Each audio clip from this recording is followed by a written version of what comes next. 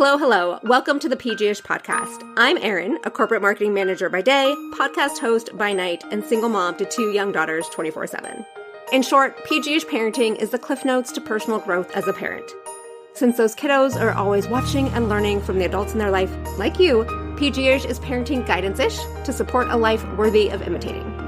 Welcome and enjoy.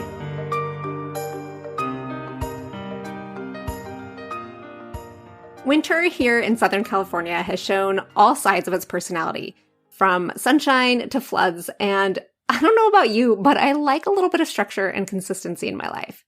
To create just that, I have some fairly standard morning routines. Sure, maybe it's boring, but hey, they make me so very happy. For the last several months, I've started drinking LMNT as soon as I wake up. Their mission is to restore health through hydration, and to be honest, most of us go through our days dehydrated. Electrolytes aren't only for athletes, they're for everyone.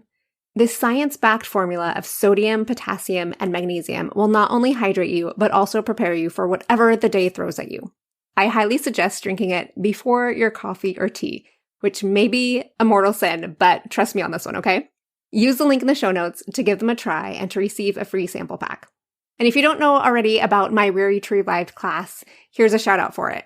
It is a self-led 5-week class designed to create a blueprint to feel, heal, and redefine joy on your own terms.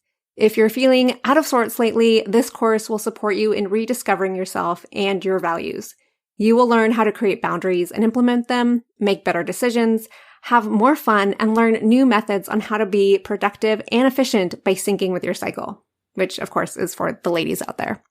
Head over to my website, PG-ish Parenting, to learn more. But let's dive in. At some point, I stumbled upon Liz Fosling's illustrations on Instagram and fell in love with the simplicity of complex ideas, but also the honesty of each and every post. Now, I'm a visual person to begin with, but I felt the complicated and jumbled emotions and thoughts about life, work, and being a mom that so easily rattled my brain were effortlessly portrayed through her art. And I have no doubt that everyone who looks at her art would feel the same way. So it makes sense that beyond her illustrations, she equips leaders with the skills they need to develop emotionally fluent, high-performing teams.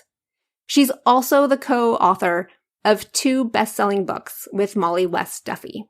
Together, they believe we should be showing up authentically in all areas of our lives, including at work. We are, after all, emotional beings. But what does that look like in your professional life? So often people suppress their emotions at work only to come home and take it out on their family. Heck, I know I have. I also know I absorb the energy of others way too easily. And as a manager trying to lead my team, that can get heavy really fast.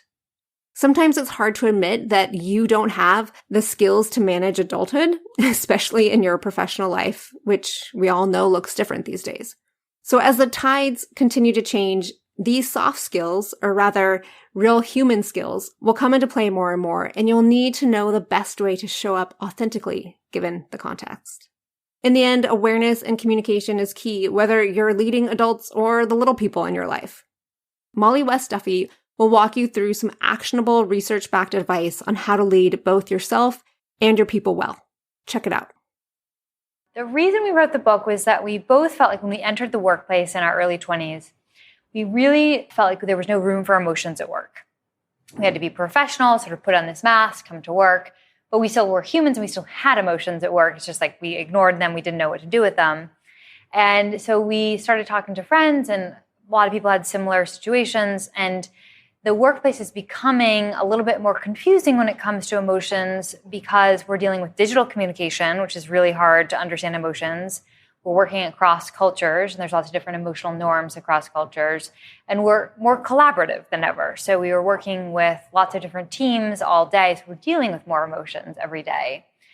And there's lots of talk about emotional intelligence, and that's how to understand your own emotions. But we felt like there was a missing piece that we wanted, which was, okay, I understand my own emotions, but what do I do with them? When do I act on them? When do I not? Do I use them to make decisions? How do I understand other people's emotions? This idea of emotional fluency. And so we really wrote the book that we wanted to read. And it's fun. There's lots of illustrations. So Liz, my co-author, does these illustrations, which I always say, visualize things that are hard to verbalize, go beyond the text of the book. And there's personal stories and case studies and lots of research. So really the thesis is let's treat each other like humans at work, and let's be a little bit more aware of our emotions so that we can be more productive and successful using them. The last chapter is on leadership. And this applies to like any level, like even if you don't feel like you're, formally a leader, you probably are still leading in some capacity within your role. And as leaders, we have to think longer and harder about which emotions to express at work because people are looking at us for guidance on that. So we look at our leaders as like, how much emotion should I show? Like, are they talking about their personal lives? Are they not talking about their personal lives? And then that'll affect how I decide to do that. And so it's this balance of how do you be vulnerable and authentic, which helps people connect with you, but not be too vulnerable and authentic, which people lose respect for you. So like if you're a leader and you have to do something really hard, like announce layoffs, and you do it and you do not express any emotion, people are going to be like, are you not a human? Why are you not like feeling this distress that I'm feeling and not respect you? But if you're like, I'm terrified, I have no idea what to do, too much vulnerability, people are also going to lose respect for you. So it's this tightrope that you have to walk. The other thing is that a lot of your own emotions are going to affect others even more so than just like regular emotional contagion. So whatever emotions you are displaying, your reports will sort of build off of that emotion that you are feeling. So a couple of ways you can do this. The first is to figure yourself out. So you have to do the deeper work of understanding your emotions before you can share them with others. And part of this is being what we call emotionally granular. So often we're like, oh, I'm feeling really stressed right now. Okay, stressed is like a catch-all term, not helpful. Why am I feeling stressed? Well, feeling stressed because my team is really procrastinating and I'm somebody who doesn't like procrastinating. I really like to get things done in advance. And so I'm feeling really anxious about that. That's much more specific than I'm feeling stressed. And so then I can go to my team and say, hey, you guys know me. I'm somebody who really like to get things done in advance. I'm feeling a little bit anxious right now. What can we make an agreement on together about what we're going to get done in the next day so that we can all feel better about this? That's super actionable. Everyone can say, okay, I know how to help you with that. So sometimes it takes time. Like a lot of times we feel an emotion really deeply, but we're not able to articulate what it is or why we're feeling it. And sometimes you have to take a couple hours or take a walk or sleep on it to be able to say, oh, that's why I'm feeling it. And then that's when you want to communicate it, only after you can understand the deeper need behind it. So the second one, we talked to another former Googler, Kim Malone Scott. Raise your hand if you've heard of her.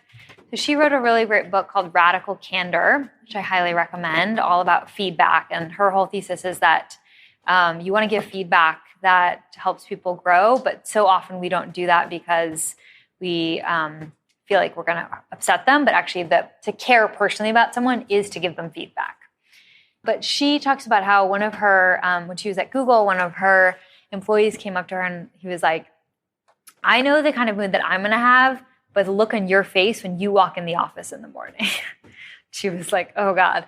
And I think, as leaders, we can put a lot of stress on ourselves because it's like, well, am I not never allowed to like have a bad mood? And of course, we all have bad days. That's totally natural. But you do want to share that. So what she would say is she would say, hey, I'm having a bad day or a bad morning. It has nothing to do with you. You don't even have to go into why it is. It has nothing to do with you. But the last thing that I want to do is make your day worse with my bad mood. So I'm just sharing that. Because I think so often we think that people aren't going to tell what our mood is unless we like verbalize it. But there's so many nonverbal cues that we're giving out about our emotions. Like people are going to pick up on that, whether or not you're sharing it. Finding time to prioritize yourself. So we say you can't pour out of an empty cup. So finding the time to take a walk, meditate, whatever it is that you need to do to feel better. And then if you feel isolated, seek support. Being a leader can be really lonely. And so trying to find people who aren't your direct reports to like sort of unload on. And so maybe that's a coach, a therapist, a significant other, a friend. But you do need to find people who can help you talk through any emotions that you're having. All right, my friend, I hope you enjoyed today's episode. Links to my Wary to Revive class, Mollie and Liz's website, the full talk, and to one of their books, No Hard Feelings, Emotions at Work and How They Help Us Succeed, can be found in the show notes. If you find PG-ish helpful, interesting, or encouraging, please share this episode with your bestie, follow PG-ish on your favorite podcast platform, and share on social so that more parents can learn and grow alongside their kiddo like you. See you next time.